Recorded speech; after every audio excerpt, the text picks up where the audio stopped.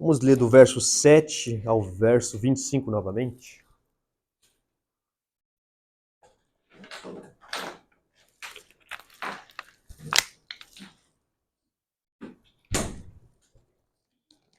Romanos 7, do verso 7 a 25. Bem, todos encontraram? Vamos fazer a leitura então. Assim diz a palavra do Senhor. Que diremos, pois? É a lei pecado? De modo nenhum. Mas eu não teria conhecido o pecado senão por intermédio da lei. Pois não teria eu conhecido a cobiça se a lei não dissera, não cobiçarás. Mas o pecado, tomando ocasião pelo mandamento, despertou em mim toda sorte de concupiscência, porque sem lei está morto o pecado. Outra hora sem a lei eu vivia, mas sobrevindo o preceito, reviveu o pecado e eu morri. E o mandamento que me fora para a vida, verifiquei que este mesmo se me tornou para a morte. Porque o pecado, prevalecendo-se do mandamento, pelo mesmo mandamento me enganou e me matou. Por conseguinte, a lei é santa e o mandamento santo e justo e bom. Acaso o bom se me tornou em morte? De modo nenhum, pelo contrário. O pecado, para revelar-se como o pecado por meio de uma coisa boa, causou-me a morte, a fim de que pelo mandamento se mostrasse sobremaneira maligno. Porque bem sabemos que a lei é espiritual. Eu, todavia, sou carnal, vendido à escravidão do pecado. Porque nem mesmo compreendo o meu próprio modo de agir, pois não faço o que prefiro e sim o que detesto. Ora, se faço o que não quero, consinto com a lei que é boa. Neste caso, quem faz isso já não sou eu, mas o pecado que habita em mim. Porque eu sei que em mim, isto é, na minha carne, não habita bem nenhum, pois o querer o bem está em mim, não porém o efetuá-lo. Porque não faço o bem que prefiro, mas o mal que não quero, esse faço. Mas se eu faço o que não quero, já não sou eu quem o faz, e sim o pecado que habita em mim. Então, ao querer fazer o bem, encontro a lei de que o mal reside em mim. Porque no tocante ao homem interior, eu tenho prazer na lei de Deus, mas vejo nos meus membros outra lei que, guerreando contra a lei da minha mente, me faz prisioneiro da lei do pecado que está nos meus membros. Miserável homem que sou, quem me livrará do corpo desta morte? Graças a Deus por Jesus Cristo, nosso Senhor. De maneira que eu, de mim mesmo, com a mente, sou escravo da lei de Deus, mas segundo a carne, da lei do pecado. Oremos. Santo Deus, amado Pai, graças damos, Pai, por mais um dia de graça e misericórdia para que o Senhor teve para conosco. Nós estamos aqui, ó Pai, em volta da Tua Santa Palavra para aprender, ó Pai. E te pedimos encarecidamente pela Tua graça, pelo Teu Espírito, que o Senhor possa abrir nossas mentes, mostrar a miserabilidade, a nossa incapacidade, a nossa fraqueza diante da Tua Santa Lei. Ó Pai, abre nossos olhos para contemplarmos o Teu Santo Evangelho, Teu feito dos Teus filhos, ó Pai, e lançarmos nossa fé somente nele. É o que te pedimos e te agradecemos em nome de Jesus. Amém. Amém, queridos. Vamos dar continuidade ao nosso estudo na Epístola de Paulo aos Romanos. E aqui, hoje a gente entra na segunda parte do dificílimo Romanos 7. Você lembra da mensagem anterior? Nós tratamos um pouquinho do eu, em que Paulo ali trata aí nesse capítulo 7, né? A gente falou que ali tem várias interpretações, vários intérpretes de peso falando sobre esse texto, né? De quem seria esse eu? Se Paulo está falando dele mesmo, da sua experiência, né, presente, da sua experiência passada, ou se ele está usando um eu retórico, um eu lírico, para tratar do quê? De trazer uma outra pessoa para a conversa. Aí a gente falou sobre a interpretação visando a pessoa de Adão, né? Evocando a pessoa de Adão, evocando a pessoa de Israel, né? Só que a gente descartou essas questões, né? E está seguindo aquela linha interpretativa que Paulo aqui está tratando de uma pessoa que está passando por um processo de conversão. A primeira parte vocês viram que a pessoa ali ela despertou sua consciência para a lei e teve convicção de pecado, né? Agora, nessa segunda parte que Paulo vai tratar aqui, ele vai tratar da pessoa perceber em seus membros em seu corpo a incapacidade de observar, de cumprir a lei, por mais que a mente tenha em certo, tenha em alta conta a lei de Deus, sabendo que ela é santa, justa e boa, só que ele vai encontrar esse defeito que há no corpo, né, que há nos nossos membros. Né? Então a gente está tratando dessa questão. Né? A gente também descartou aquela interpretação que está falando da questão da experiência cristã presente. Né? Porque, de fato, como vocês viram, é muito difícil você lidar com a questão do primeiro versículo que nós vamos ver hoje, que é a questão que eu sou carnal, vendido à escravidão do pecado. Né? Se a gente olhar para trás, como o que a gente já estudou em Romanos 6, né, que Paulo fala que a gente foi liberto. E posteriormente, né, na próxima mensagem, a gente vai entrar em Romanos 8, vai falar da vida no Espírito. E fala que a gente não vive mais segundo a carne. É por isso que fica difícil a gente pegar Romanos 7 e trazer para a experiência cristã presente. Né? Fica bem difícil a gente entrar nessas questões. Né? Porque a gente tem que lidar com esses textos, né? Interpretá-los à luz do que vem antes, do que veio antes e do que vai vir depois. Né? E a gente sabe que Romanos 6, Paulo está tratando da experiência cristã, da liberdade que nós temos do pecado. E no capítulo 8 ele vai falar da vida do cristão no Espírito. Né? O capítulo 7 está aqui para quê? Porque Paulo quer mostrar a debilidade que há nos membros das pessoas. Né? Que, se não me engano, quando a gente começou Romanos 7, o que a gente estava tratando? A gente falou que Paulo está respondendo por que Deus teve que nos tirar debaixo do jugo da lei. Vocês lembram da primeira mensagem sobre a questão de Romanos 7? Que nós estamos casados com a lei. Casados com a lei. Porém, o que Deus faz conosco? Ele nos mata. Ele nos remove debaixo da lei por meio da morte e nos une a seu Filho Jesus Cristo. Por que ele fez isso? Porque nós tínhamos um relacionamento hostil com a lei.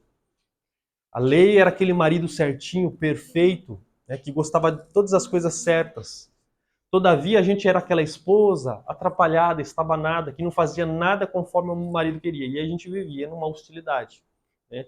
E para a gente se unir a outra pessoa, num outro relacionamento, só mediante a morte. A gente pensou que Deus ia matar o marido, a lei, mas a lei ela subsiste para todo sempre. O segredo de Deus, o plano de Deus foi matar a mulher, foi matar nós. E quando ele fez isso, a gente já estudou, quando a gente crê, deposita fé em Jesus Cristo, a gente se une a Cristo e a gente morre com ele, lembra? Nós ressuscitamos para uma nova vida. Assim a gente pode se unir a outro, como a gente viu aí a princípio de Romanos 7. Então, Paulo está procurando mostrar por que Deus teve que tirar a gente debaixo da lei. Porque há uma debilidade em nós, há uma incapacidade em nós. E Paulo está mostrando isso aqui nessa narrativa que ele está trazendo. O intuito de Paulo em narrar esse eu aqui é para que os seus leitores se identifiquem com essa narração, com essa história que ele está trazendo. Pode se tratar da experiência de Paulo, a conversão de Paulo? Pode. Né? A gente não pode afirmar categoricamente, pode ser. Né? Mas eu tenho uma grande impressão que Paulo aqui é como se ele estivesse narrando a experiência de um gentil que não tinha contato com a lei, ele entra em contato com a lei, ele tem convicção de pecado, ele sabe que a lei é boa, a lei é santa, a lei promete vida eterna para aqueles que a cumprem, só que quando ele vai cumprir, ele vê a incapacidade nos seus membros. Aí o que ele faz? Ele se desespera, que é o que a gente leu lá, a irmã Mônica até leu para nós, o verso 24, no último estudo, né? Miserável homem que sou. Ele brada em desespero. Só que há uma esperança. E quando esse desespero bate a nossa porta, a gente é redirecionado para quem? Para o nosso Senhor Jesus Cristo. Aí a gente se lança aos braços do nosso único e suficiente Salvador. É isso que Paulo está trazendo aqui. Está trazendo essa experiência, né, de uma conversão, de um processo de conversão. E a gente viu sobre a questão ali da ordem dos salutis, né? Quando Deus vem, nos regenera, a gente tem convicção de pecado, né? A gente vê em nossos membros que a gente não é capaz de cumprir e a gente se lança, né? Lança nossa fé, nossa confiança naquele que pode nos salvar. Então, nesse segundo momento aqui, aprendemos que a lei foi dada a fim de mostrar o nosso pecado, é o que a gente viu na aula anterior, e Paulo começou a usar um eu retórico para exemplificar essa experiência. Estamos seguindo a linha de interpretação que Paulo está descrevendo alguém que está passando por um processo de conversão. Não sabemos ao certo se é Paulo descrevendo sua própria experiência, mas cremos que o intuito dele é que o seu leitor se identifique com essa sua narrativa. E para trazer, né, para começar o texto de hoje, vamos trazer uma ilustração. Vocês já assistiram o Chapolin já? Não. Nunca assistiu o Chapolin, gente? Oh, meu Deus do céu, você tem que assistir Chapolin. Nesse episódio aqui, eu estava vendo hoje, eu lembrei desse episódio, né? Que é lá, ó, na questão lá da selva, lá da floresta, lá eles vão procurar a filha e a esposa que se perdeu, né? Dos dois protagonistas ali. E eles encontram ali, no meio daquela floresta toda, um pântano, né? Que ali tem areia movediça. Vocês já ouviram falar de areia movediça? Já? Então imagine que você está numa floresta, do nada você pisa assim num local macio demais, né, não tão firme. Quando você olha para baixo, você vê que está sobre areia movediça. O que acontece quando alguém está sobre areia movediça? Você já assistiu filmes, né? Isso. Isso, quanto mais se mexe, isso aí. Quanto mais você se move procurando se salvar, mais você se afunda, né? É isso que acontece com qualquer pessoa que cai na areia movediça, né? Até coloquei essa fotinha aqui, né? Quanto mais você tenta se mover, faça alguma ação em prol da sua salvação, você afunda mais na sua miséria, né? Ali você se desespera, não se desespera, né? Você sabe que você mesmo não vai poder se salvar pela sua própria ação, por aquilo que você faz. A salvação tem que vir de fora, né? De uma outra pessoa. E eu espero que tenha outra pessoa, né? Quando você cair numa areia movediça, né? Certo que falam que a areia movediça mesmo, ela só engole as pessoas dos filmes, né? Na vida real não é tanto assim. Mas imagine, né? Tem isso aí em mente. E é o que essa ilustração mostra o que Paulo vai tratar aqui para nós. Uma pessoa que vai tentar ser salva pelas obras da lei ou pela lei, e vai ver que toda ação que ela faz, toda bondade que ela tenta exercer é inútil. Ela só aumenta mais sua miséria. Só traz mais prejuízo para ela. É como você estar numa areia movediça. Quanto mais você se move tentando se salvar, mais você se afunda. É o que Paulo, é o que a gente tem isso em mente quando a gente estiver falando de Romanos 7, aí do verso 14 ao verso 25. A verdade central para vocês lembrarem, né, do estudo de hoje. O reconhecimento de nossa impotência, ou seja, de nossa incapacidade, faz com que se lancemos aos braços do único Salvador. Quando a gente tem compreensão da nossa miséria, da nossa incapacidade, de como nós não conseguimos chegar lá, de não conseguimos ser salvos por si próprios, isso faz com que a gente se lance aos braços do remédio, daquele que pode remediar o nosso problema, daquele que pode resolver o nosso problema, né? A gente vai se lançar quando a gente estiver se desesperado e ver que não há chance para nós mediante as nossas mãos, mediante as nossas obras, a gente vai se lançar no único e suficiente Salvador. O que vocês sabem quem é, né? Nosso Senhor Jesus Cristo. Veja, copiou, irmã? Viu? Do verso 7 ao verso 13, Paulo narrou alguém que despertou. Lembra? Eu até falei lá, o despertar da consciência. Essa pessoa ela teve convicção de pecado, dali que a gente viu, do verso 7 ao verso 13. E ele mostrou que o problema não está na lei. Onde é que está o problema? A lei é o problema? A lei não é o problema. O problema reside naquele o qual a lei reside naqueles no qual a lei foi dada, ou seja, nós. O problema está em nós, o problema não está na lei. A lei é santa, justa e boa. Ela procede do caráter de Deus. Mas o problema está em nós. A lei lida com esse material ruim, é o que eu sempre tenho falado para vocês, não é? Esse material doente, que está enfermo. E para usar da última analogia que a gente fez na última mensagem, essa pessoa que tem alergia, né? Imagina você que tem alergia à comida, é algo bom, você vai se alimentar com algo bom, algo gostoso. Mas quando esse alimento entra em contato com o seu corpo tem uma reação alérgica, né? Então o problema não estava na comida, o problema estava no seu corpo. Então essa pessoa teve noção de que o problema não é a lei de Deus. O problema é com aquele com quem a lei lida, os filhos de Adão. nós, né? Quando entramos em contato com ela, nosso corpo, por estar enfermo, ou seja, doente, tem uma reação contrária. Em vez de promover vida, né? E a lei era para promover isso, vida, gente, né? Só que ela resultou o quê? Em morte. Resultou no contrário, ela promoveu a morte. Agora, do verso 14 ao verso 25, Paulo estará empenhado em mostrar a incapacidade que há em nossos membros. Por mais que em nossa mente tenhamos o padrão ideal de como se deve agir, de como se deve proceder, nossos membros não respondem de conformidade ao nosso querer. E eu usei até esse exemplo para vocês na última mensagem, a questão de você praticar, fazer algum esporte, né? Jogar bola, vôlei, né? Na sua mente, eu vou pegar a bola ali, eu vou driblar, eu vou fazer isso, e vou chutar e vou fazer gol.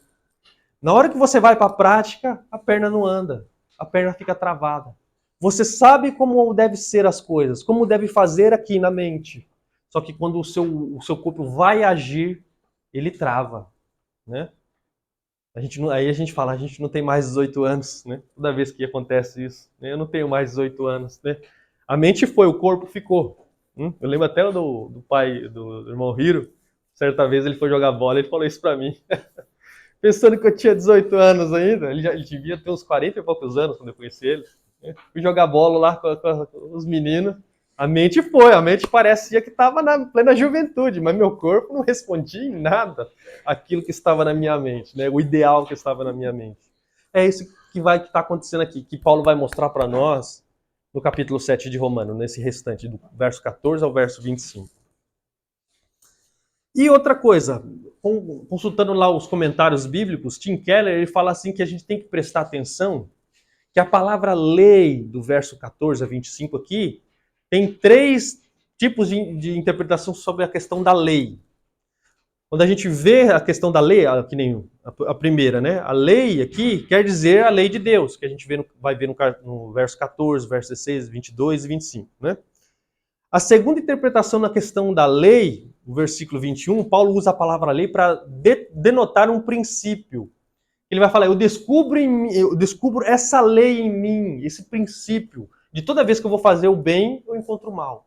Então essa lei que ele se refere aqui, não é a lei de Deus, mas a lei como um princípio. Toda vez que eu quero fazer o bem, eu vou fazer o bem, eu encontro esse mal residindo em mim. Né? E a terceira, né, no versículo 23 e 25, ele usa a palavra lei com o sentido de uma força, um poder. Mas vejo nos meus membros, no meu corpo, outra lei, ou seja, outra força, ou seja, a lei do pecado. Ele está dizendo, no fundo do meu coração, no meu interior, na minha mente, deleito-me na lei de Deus. A lei de Deus agora é um poder principal em meu coração e em minha mente. Mas existe outro poder dentro de mim, o poder do pecado. Ele não é a influência dominante do meu coração, mas ainda está dentro de mim e guerreia contra os meus desejos mais profundos de santidade. Então ele vai prestar atenção sobre essa questão, que essa outra lei, essa força que está dentro de mim, com a minha mente eu anseio, eu amo a lei de Deus. Só que eu vejo nos meus membros uma outra força que me impede de fazer o que eu desejo. Então, tenha isso em mente enquanto nós estivermos estudando esses versos. Primeiro ponto, o contraste entre a lei e o eu. Verso 14, leia aí. Porque bem sabemos que a lei é espiritual. Eu, todavia, sou carnal, vendido à escravidão do pecado. A lei é pneumáticos, ou seja, espiritual. Ela procede de Deus, gente. A lei tem origem divina, certo? E o que a gente sempre tem falado, a lei reflete o caráter santo de Deus. O seu padrão de perfeição, de santidade, de justiça. Lembre sempre disso. A lei reflete, a lei é espiritual, ela tem origem divina. É do céu, procede de Deus. A lei serve para revelar a vontade de Deus e guiar os seres humanos no caminho de retidão. Por isso que quando Paulo fala, a lei é espiritual, a lei ela é divina, ela procede de Deus, do seu caráter, é um reflexo do seu caráter. Só que ele fala, eu todavia eu sou o quê? Sárquicos, sou carnal. E o que quer dizer ser carnal? Né? refere-se à questão lá da natureza caída de Adão, a herança de Adão. Lembra que a gente tem estudou desde o capítulo 5, né, sobre a questão ali do representante Adão, o que ele nos legou, o que ele nos deu por herança, né? Com o seu primeiro pecado, que a gente fala que é o pecado original, trouxe grandes consequências para a sua descendência. Uma delas, né, foi culpa, né? A outra foi uma natureza inclinada ao mal, né, que segue o fluxo normal para o mal, né? Ser carnal significa estar sob a influência e o poder do pecado. A natureza decaída, qual é oposta, contrária a Deus, ele é contrária à sua lei. Então, essa natureza que há em nós, ela é contrária a Deus. Por isso que em nós há pecado, né? O que é pecado? É rebelião contra o Criador. Rebelião contra aquilo que Deus deu de padrão para as suas criaturas, né? E lembra que a gente falou que a gente se insurge quando há uma proibição para nós, a gente se insurge e viola aquela lei, né? Por isso que fala, eu sou carnal, eu possuo essa natureza decaída. Como a gente fala sempre, né? Herança de Adão.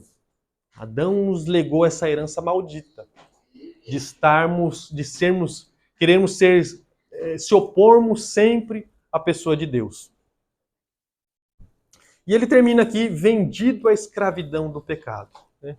Alguém que está completamente a serviço do pecado. E a gente viu essa questão da servidão ao pecado no capítulo 6. Que antes de nós chegarmos à fé, antes de nós sermos unidos a Cristo, nós éramos servos do pecado. Nós estávamos sob sua tutela, né? Quando ele mandava, a gente obedecia e a gente não se preocupava com outro senhor. Porque a gente foi vendido para ele. Quando a gente foi vendido? Quando Adão pecou. Quando Adão pecou, foi colocado os grilhões em nossas mãos. Nós fomos entregues a um outro senhor que não é Deus, que possui a regência de nossas vidas, né? Que controla o nosso coração, que controla a nossa mente, né? Paulo fala, a lei é espiritual, eu todavia eu sou carnal, tenho essa natureza caída e outra, eu sou escravo do pecado, eu fui vendida ao pecado, né? Por isso que eu falo para vocês que aqui é difícil a gente entrar nessa questão, porque está falando da experiência cristã presente, né? Por mais que a gente tenha essa natureza caída ainda, Jesus salvou-nos da culpa, né? Redirecionou o nosso coração, todavia, a gente permanece ainda com uma natureza caída. Por isso que a gente vai ter que lutar contra o pecado pro resto da nossa vida. Só que aqui é uma pessoa, né, que ela está totalmente vendida ao pecado, né, ainda está debaixo do pecado, e outra é carnal. E como eu falei para vocês, se você ler novamente Romanos 6, vai falar, poxa, o Paulo falou que a gente foi liberto do Senhor pecado. A gente não é mais escravo, né? O pecado não vai ter mais domínio sobre vós. E a gente vai lá para o capítulo 8, que é a próxima mensagem, a gente vai ver a vida no Espírito. Vocês não vivem mais segundo a carne. Vocês são espirituais, vocês são filhos de Deus, né? Por isso que eu falo que fica difícil, gente, a gente pegar esses textos aqui de Romanos 7, né, e trazer para a nossa experiência cristã. Mas irmão, o cristão não luta contra o pecado? Luta. E é o que eu falei para vocês, a gente tem bons versículos falando sobre luta contra o pecado, né? Em outras partes da Escritura, Colossenses, Efésios, né? Gálatas, né? A luta ferrenha que nós temos entre carne e espírito. Todavia, Romanos 7 talvez não sirva para a gente defender essa questão da luta do cristão contra o pecado. Por quê? Porque aquele é carnal, ele é vendido ainda à escravidão do pecado. E outra, como eu falei para vocês, não tem vitória. Não tem vitória nenhuma no capítulo 7, né? Aí, só no final que ele reconhece que ele é incapaz, que ele não consegue, e ele lança sua esperança no único suficiente Salvador, que é o Senhor Jesus Cristo. Por isso que fica difícil a gente pegar esse texto e colocar para a questão da experiência cristã presente. O verso 14, gente, ele prepara o terreno para a descrição do conflito interno que Paulo explora nos versículos seguintes, onde o desejo de seguir a lei é constantemente frustrado pela natureza pecaminosa. Então esse versículo aqui, ele faz uma preparação para o que Paulo vai falar agora posterior, agora nos versos seguintes, né? Que é essa luta, né? Segundo ponto, a perplexidade encontrada no modo de agir. Porque nem mesmo compreendo o meu próprio modo de agir, pois não faço o que prefiro e sim o que detesto. Aqui, né, ele entra em perplexidade. Ele é assaltado pela perplexidade. Como assim? Né? O que é isso? Até coloquei, o que é isso que brota em meus membros? Esse indivíduo, ele despertou, gente. Ele despertou, só que ele olha ainda para os seus membros e ele vê que ainda tem algemas neles. Poxa, como assim? Como eu não posso fazer o que eu quero? Né? Por isso que ele se sente frustrado. Né? Ele não entende o modo de agir dele. Porque ele sabe o que é certo, sabe o que é correto, na hora que ele vai fazer, ele encontra as algemas. Imagine assim que alguém está com as suas mãos em algemas, assim, você vai pegar aqui assim, e ele puxa para você ir para o outro lado. Né? Por isso que o Paulo fala, eu não entendo o meu modo de agir, porque eu quero fazer o bem, só que eu não consigo. Né? Por isso que ele fica perplexo, ele não entende. Verso 16. Ora, se faço o que não quero, consinto com a lei que é boa. Ao reconhecer que suas ações são contrárias ao que deseja, Paulo implicitamente concorda que a lei é boa. Isso porque seu desejo de fazer o bem agora está alinhado com os padrões da lei. Esse indivíduo que despertou, que Deus tocou, que Deus chamou, que Deus regenerou ali, ele está nesse processo de conversão, ele viu, ó, Deus é o único que existe, sua lei é santa, sua lei é boa. E aí o que aconteceu? A sua mente se alinhou com a palavra de Deus. Isso aqui é bom, isso aqui é santo, isso aqui é justo. Esse é o caminho de retidão, esse é o caminho que eu devo seguir. Todavia, entretanto, né, eu cometo aquilo que é mal. Por isso que ele fala, se eu faço o que eu não quero, eu consinto que a lei que é boa. Que a lei, ela dá o padrão que eu deveria viver, só que eu não estou conseguindo viver esse padrão. Né? Eu sei que a lei é certa, só que eu estou encontrando nos meus membros essa debilidade. Terceiro ponto, reconhecimento da existência do pecado em meus membros.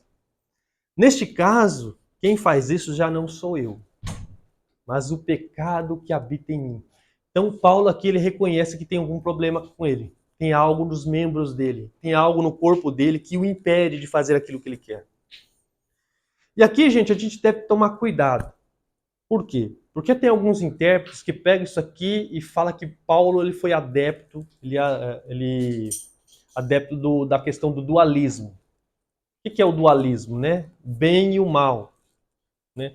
E entrou muito na questão lá no começo da história da igreja sobre os gnósticos. Eles falavam assim, né? Que até coloquei aqui, ó. Devemos ter cuidado de não fazer como alguns intérpretes que diz que Paulo está abdicando de sua responsabilidade por ter adotado um dualismo grego. O dualismo deu origem mais tarde ao gnosticismo. O dualismo ensina que o corpo é mau e o espírito é bom. Então seus adeptos pecavam impunemente, alegando não serem responsáveis. O pecado era produto do seu corpo, porém o espírito permanecia intocado. Então os gnósticos falavam assim, não, o que é bom aqui é só meu espírito. A carne, de fato, ela é corrompida, ela é fraca, né? Ela não presta. Né? Então eu posso cometer todas as atrocidades possíveis, só que isso nunca vai manchar minha alma, porque a minha alma é espiritual, ela é pura. Já o meu corpo, ele não presta mesmo. Né? E que nem tem gente que devia pegar esse versículo, tá vendo? Ó, Paulo tá fazendo, ó, ele não tem responsabilidade com seus pecados. Porque o corpo dele é ruim mesmo, mas todo esse mal que ele faz não atinge a sua alma. Então os gnósticos tinham isso em mente, né? Tomava isso daí. Né? E a gente vai estudar isso em História da Igreja.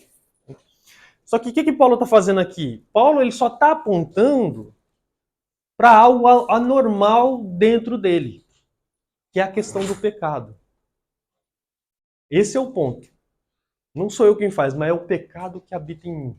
Ele tomou ciência aqui que há algo anormal em seu corpo. Lembra quando eu falei que antigamente você vivia, né? A gente vivia do jeito que a gente queria, a gente não estava se importando se a gente estava ofendendo Deus ou não, a gente vivia do jeito que a gente queria, a gente não estava nem aí se estava pecando ou não. Mas nos dias que a gente foi desperto, a gente foi despertados por Deus, né? A gente olhou para os nossos membros e viu defeito neles. há pecado em mim, há pecado em meus membros. Mesma coisa Paulo está falando aqui. Ele reconheceu que há algo de anormal em seu corpo. E essa coisa de anormal é o pecado que habita em mim, habita em meu corpo. 4. O reconhecimento da... Aí que a gente vê, o reconhecimento da incapacidade. Porque eu sei que em mim, isto é, na minha carne, não habita bem nenhum. Pois o querer o bem está em mim, não porém o efetuá-lo. Ele quer fazer o bem, só que ele não consegue. É a mesma aquela ilustração que eu falei para vocês da questão de você praticar algum esporte, né? Na sua mente ocorre tudo perfeitamente, como você deve agir, como você deve ser, como você deve proceder. Só que o seu corpo não responde naquilo que você tem de ideal em sua mente. Então Paulo percebeu que há uma incapacidade nos meus membros. Porque eu não faço o que eu quero, eu não faço o que eu desejo. O meu corpo não responde a minhas faculdades, ao que eu tenho de ideal na mente. Né? Então ele está vendo essa incapacidade que está nos seus membros. Porque não faço o bem que prefiro, mas o mal que não quero, esse faço. Né? A gente vê aqui a causa das ações pecaminosas. Aí ele encontra a causa, né? Mas se eu faço o que não quero, já não sou eu quem o faz, e sim o pecado que habita em mim. Aí ele encontra a razão. Qual que é a razão dessas coisas más que eu faço? Por mais que eu tenha o ideal na mente, eu sei o que é certo mediante a lei de Deus na mente. O que faz isso? O que traz essas ações pecaminosas para mim? Eu cometê-las. Ou seja, é o pecado. O pecado que habita em mim. A razão do problema, a razão de eu não ser perfeito, a razão de eu não conseguir atingir o padrão que eu desejo, que eu almejo, que eu sei que é o ideal, é porque o pecado habita em meus membros. Há pecado em mim. Esse pecado ele corrompeu o meu querer, corrompeu o meu corpo, que faz com que eu não ande conforme o ideal que eu tenho na mente. É por isso que é difícil a gente falar, gente, que hoje nós temos livre-arbítrio hoje. O arbítrio do homem ele é corrompido. O único que teve livre-arbítrio foi Adão. Adão era o único que era o homem perfeito, que não tinha inclinações carnais, que não tinha mal sobre si, que podia fazer uma escolha, né, desimpedido de qualquer influência interna ou externa. Mas depois que ele come aquele fruto, como eu falei, eu sempre tenho falado, algemas, grilhões vieram sobre suas mãos. Grilhões vieram sobre o seu coração. É por isso que é impossível você falar que hoje há pleno livre-arbítrio hoje. Livre-arbítrio é um mito. Não existe.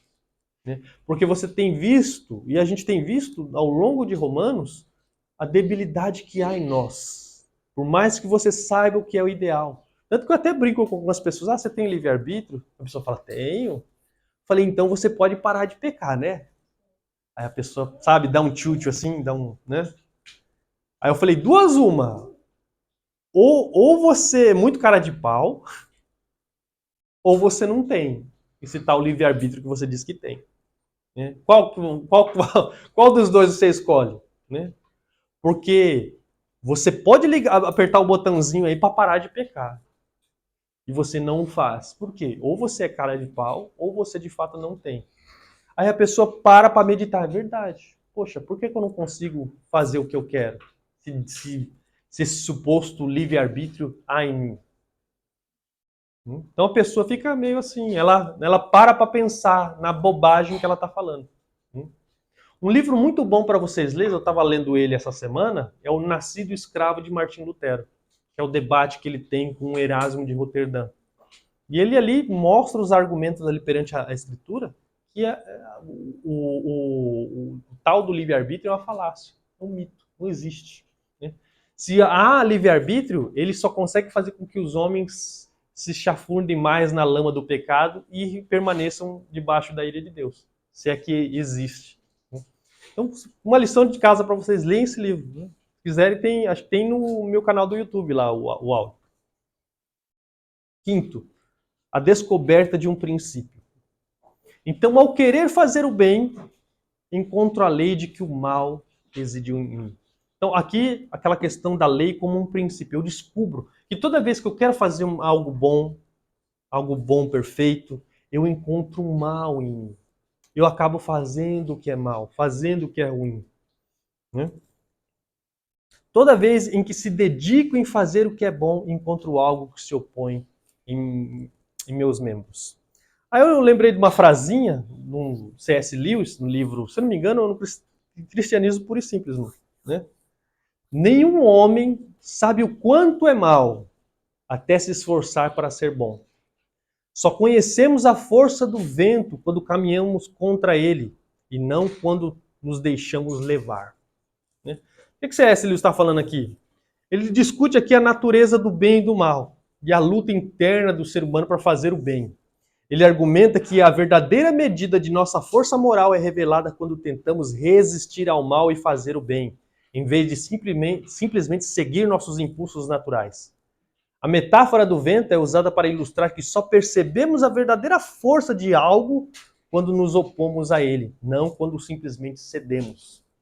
Então a gente vai perceber a malignidade no nosso corpo, nos nossos membros, quando a gente tentar fazer o bem. E a gente vai ver que, eita, tem algo que se opõe. Da onde sobrevém isso? Da onde vêm esses pensamentos? Né? Por que esse fulano não morre, né? Como assim? Da onde veio isso? Ô Senhor, perdoa. Como eu pude pensar isso? Como pude vir isso na minha mente? Né? Eu tento ser uma boa pessoa e tal, daí daqui a pouco vem uma enxurrada de coisas ruins em minha mente, às vezes quer sair da minha boca. Por quê? Por causa da companhia, por causa do ambiente. Mas a gente vê que a gente é propício a essas coisas. Quando a gente quer fazer o bem, a gente encontra o mal. E C.S. Lewis falou, quando você tentar fazer o bem, aí você vai perceber a força que te opõe. Você vai descobrir o quanto você é mal. Porque ao você se opor, porque quando a gente, de fato, que ele fala a questão do vento, né? Quando você anda conforme o vento, você não sente a força do vento, né? Ele até te empurra. Mas quando você tenta ir, né? Vai, faça isso aí quando tiver um taifu, vendo um ventão, né? Vai ver a força do vento. Quando a gente se opõe, a gente vê a força dessas questões. E a gente vê o mal em nossos membros. Sexto, a batalha na mente e nos membros. Porque no tocante ao homem interior, tenho prazer na lei de Deus. Mas vejo nos meus membros outra lei que, guerreando contra a lei da minha mente, me faz prisioneiro da lei do pecado que está nos meus membros. Né? O indivíduo, ele despertou para Deus, como a gente tem falado aqui. Ele teve uma mudança de atitude para com a sua lei. Todavia, ele percebe uma força maior em seus membros que o faz prisioneiro. É muito interessante isso. Você sabe o que é santo, você sabe o que é justo, você sabe o que é bom. Você despertou para amar a Deus. Você sabe que a sua lei é santa, justa e boa. Você sabe que ela promete vida eterna. Você vai tentar fazer aquilo que a lei manda, na força da carne. E você vai descobrir que você não vai conseguir. Você vai ver que tudo está, como eu falei, tudo está idealzinho aqui na mente. Mas há algo que me torna prisioneiro.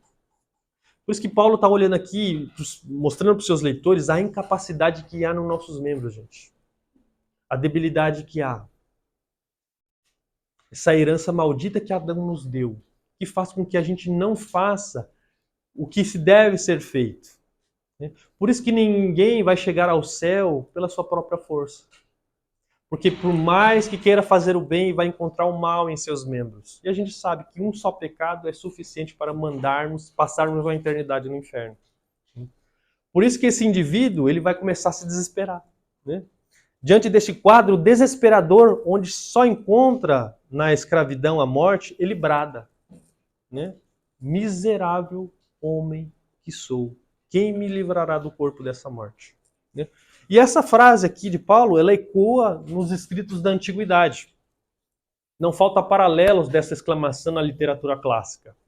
Filho de Alexandria fala do corpo como aquela composição de barro, aquela estátua modelada, aquela tão cerrada casa da alma que esta nunca põe de lado, mas carrega como um cadáver, ou seja, o corpo. Né? Do berço até o túmulo, a penosa carga. Epíteto também fala de si como uma pobre alma algemada num cadáver. E a mais tradicional que todo mundo cita, que lembra, né? Alguns comentadores tentaram esclarecer as palavras de Paulo mediante a referência do relato que Virgílio, em seu livro A Eneida, faz do costume de Mesêncio, rei dos etruscos, ele tinha o que? De amarrar os seus prisioneiros vivos em um cadáver em decomposição. O que ia acontecer? Geralmente, uma pessoa que assassinava alguém, né? E a sentença dela era ser algemada ao corpo do próprio, né? A pessoa que ele assassinou. E no decorrer dos dias ali, aquele corpo ia entrar em decomposição, ia cheirar mal, e a própria pessoa que estava acorrentada junto a ele ia acabar morrendo junto, né? Por causa daquela carnificina toda ali, aquela coisa horrível, né? Aquela carniça toda ali, que ia contaminar ele também e ia acabar morrendo junto com a pessoa que ele assassinou, né? Parece que Paulo tem isso em mente, né? Mas o que Paulo quer dizer aqui? Quer dizer que esse corpo no qual a gente vive, ele tem essa debilidade. F.F. Bruce ele fala bem assim: mas Paulo não está pensando no corpo de carne e osso, mas sim, diz F.F. Bruce, no corpo de pecado. Aquela herança da natureza humana sujeita à lei do pecado e da morte. Aquela massa perditionis, né? Em que a velha criação, em sua totalidade, está envolvida e da qual, por mais que queira e lute, não pode desembaraçar-se por seus próprios esforços. Por isso se encontra perdida, debaixo da ira de Deus, pois o corpo está no estado de ser atirado para longe por causa da sua podridão. Ou seja, F.F. Bruce aqui diz, não, Paulo não está citando essas questões aí da literatura clássica, né? Mas ele está falando mesmo dessa debilidade, dessa natureza legada por Adão, que está em nós, que tem essa debilidade, que não consegue angariar justiça pela sua própria mão. Porque tudo que toca contamina. Porque tudo que toca corrompe. Por isso que a Bíblia fala que todas as nossas justiças são trapos imundos, não prestam para Deus. Porque a nossa corrupção chega primeiro. Ela contamina aquilo que a gente toca. Esse corpo de morte que está em putrefação, em tudo que toca, corrompe.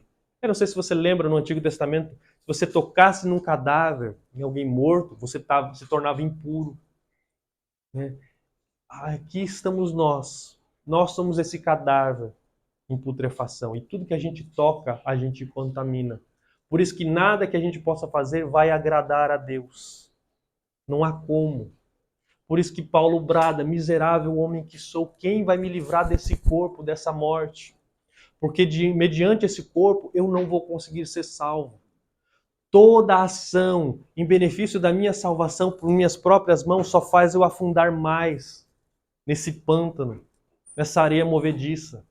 Por mais que eu tente, por mais que eu me esforce, por todo o movimento em prol da minha salvação, segundo a minha própria força, sobre o meu próprio braço, eu só afundo mais na minha miséria. Por isso que nossa experiência não está em nós mesmos, gente. Não está nos nossos membros. Não está na nossa obediência à lei. Que a gente não vai conseguir cumprir ela perfeitamente. Porque há nesse nosso corpo, como Paulo tem mostrado para nós, essa incapacidade, essa impotência. Por isso que a gente não consegue se recomendar a Deus mediante o que a gente faz. Então a gente olha para outro.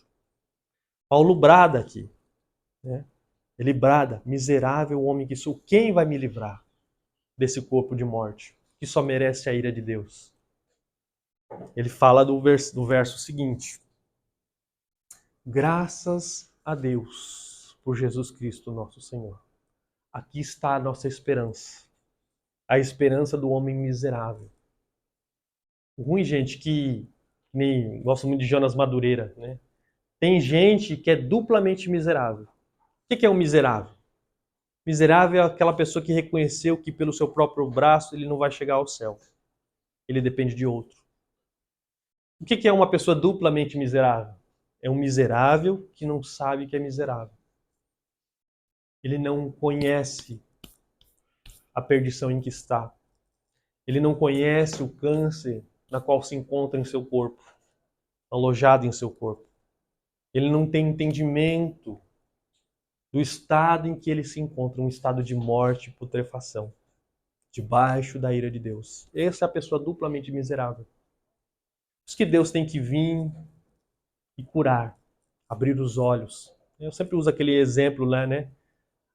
O evangelho é como se fosse a luz do sol, tá para todos. Só que essa luz é infrutífera para aquele que é cego. Para ele poder enxergar as coisas à sua volta com a luz, né? É preciso ser curado.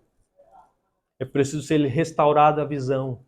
E só quem pode restaurar a visão é quem? É o nosso Senhor. Quando vem, toca, desperta, aí a pessoa tomando consciência dos seus pecados, tendo convicção de pecado, se arrepende e lança sua fé no único que pode salvar. Graças a Deus por nosso Senhor Jesus Cristo. Aqui está a esperança do homem miserável, de todos os homens miseráveis. Aqui está a cura para a nossa enfermidade, gente. Por isso que Paulo descansa. Aqui só é um prelúdio para o que ele vai falar no capítulo 8. Né? Ele tomou ar, graças a Deus. Miserável homem que sou, quem me livrará do corpo dessa morte? Graças a Deus por Senhor Jesus Cristo. Aí depois ele continua e resume o raciocínio, né, no finalzinho do versículo. Mas graças a Deus, gente, pelo nosso Salvador. Por isso que nossos olhos têm que estar sempre voltados para Cristo. Porque Ele é o único meio de salvação. É o único remédio para a nossa enfermidade, para o nosso câncer, que tem nos devorado, que tem corrompido o nosso ser, o nosso coração, né? Tem nos arrebatado para longe de Deus. Por isso que eu sempre falo, Cristo é muito importante para a nossa fé, porque Ele é o único suficiente Salvador.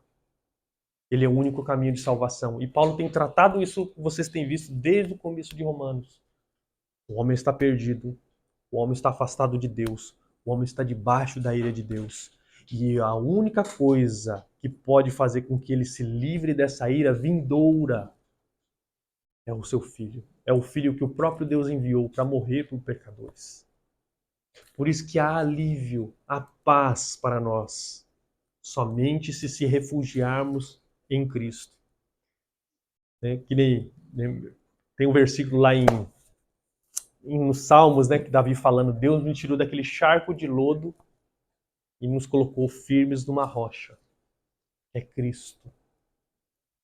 Ele fez isso conosco. Deus tirou a gente dessa areia movediça. Nós estávamos só sucumbindo cada vez mais. Nos tirou de lá, pela mão do nosso Senhor. E aí ele resume, né, o finalzinho do verso 25. De maneira que eu, de mim mesmo, com a mente, eu sou escravo da lei de Deus. Mas segundo a carne, da lei do pecado. Ele resume todo esse argumento. Né? Com a mente eu sou servo. Eu conheço, sei o que é bom, sei o que é certo. Mas o meu corpo, ele ainda é escravo da carne. Ele é escravo do pecado. Por isso que há só libertação, gente, em Cristo. Cristo é aquele que vai te libertar. Em Cristo não vai ter mais condenação. Porque lembra que a gente falou? A lei de Deus mostra o caráter de Deus. Mostra o seu pecado, mostra a sua debilidade, mostra que você é condenado. E só há um local onde você pode se refugiar da ira de Deus. Está em Romanos 8:1. Lê para nós aí, mano. Portanto, agora já não há condenação para os que estão em Cristo Jesus. Olha só. Não há mais condenação alguma para aqueles que estão em Cristo Jesus. A gente vai entrar nesse estudo na próxima. Mas só há salvação. Só não está em condenação aqueles o quê? Estão em Cristo Jesus. Aí, novamente, a pergunta que eu faço para você. Você está em Cristo Jesus? Verdadeiramente você está em Cristo Jesus? O que é estar em Cristo? Paulo tem sempre falado isso. Em Cristo a gente é justificado, a gente tem paz com Deus, a gente é salvo. Só que aquele que está em Cristo anda como o seu mestre andou. Novamente, eu vou perguntar para você novamente. Como é que foi sua semana? O que dominou a sua mente essa semana, no decorrer dessa semana? Foi suas preocupações? Né? Foi o que a gente leu ontem, né? Meu povo, ele fez duas coisas contra mim. Primeiro, eles me abandonaram. Segundo, eles buscaram cisternas rotas que não retêm água. Ou seja, eles estavam procurando se saciar, mas não na fonte que eu dou, que eu concedo, mas em outras coisas. As preocupações dele estavam em outras coisas, buscando satisfação em outras coisas. Essa semana, como foi a sua semana? O que dominou sua mente? Paul Washer, Paulo Júnior, eles sempre falam. Paulo Júnior não, Paulo Júnior. Paul Washer e o John Piper. Né? Ele fala, diga com que você passa mais tempo e eu vou mostrar para você quem é o seu Deus. É duro isso, gente. Como a gente tem que sempre falar, a gente tem que viver integralmente para Deus. A gente tem que acordar de manhã agradecendo a Deus. Indo para o nosso trabalho, conversando com nossos filhos, com nossa esposa, né? Como um verdadeiro convertido, um verdadeiro cristão, um verdadeiro servo, que é dominado pela palavra de Deus. É bom a gente fazer outras coisas, né? A gente tem internet, tem filme, tem série, tem um monte de coisas divertidas de entretenimento. Só que isso não deve ser aquilo que rege, que conduz, que está ali a nossa ânsia, né? O nosso prazer. O nosso prazer está em outros, está em Deus. Você tem vivido para Deus? Verdadeiramente você tem vivido para Deus? Porque só está livrado da ira, né, da condenação, aqueles que estão refugiados em Cristo. Só que aqueles que estão refugiados em Cristo estão unidos a Ele e têm um coração novo, convertido, que vive para Ele em tempo integral. Né? Cristo é aquele que rege a sua vida.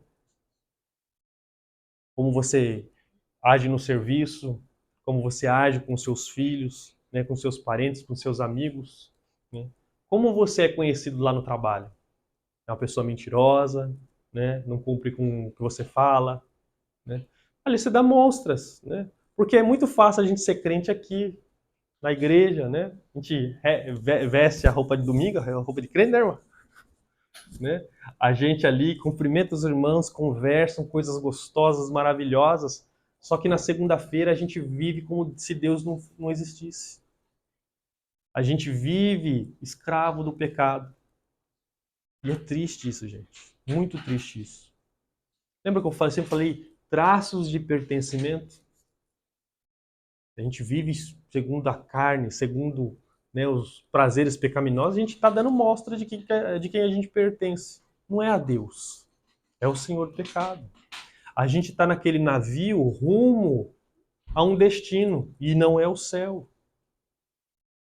Por isso que sempre em tempo oportuno, há tempo para nós examinarmos a nossa vida e pedir por misericórdia. Senhor, venha e converta o meu coração. Converta o coração de meus filhos, do meu marido, da minha esposa, dos meus entes queridos, dos meus amigos lá na firma. Porque eles estão rumando, eles estão debaixo da tua ira, Senhor. Eles não enxergaram ainda essa debilidade, essa incapacidade que há nos seus membros e como diariamente eles afundam nessa areia movediça e vão para a perdição eterna. Por isso que tem que haver um toque de Deus no nosso coração, na nossa vida. Que a gente possa meditar nisso durante essa semana, gente. Que a gente possa se deleitar em Deus e se refugiar no único meio de salvação, que é o nosso Senhor Jesus Cristo. Amém, igreja?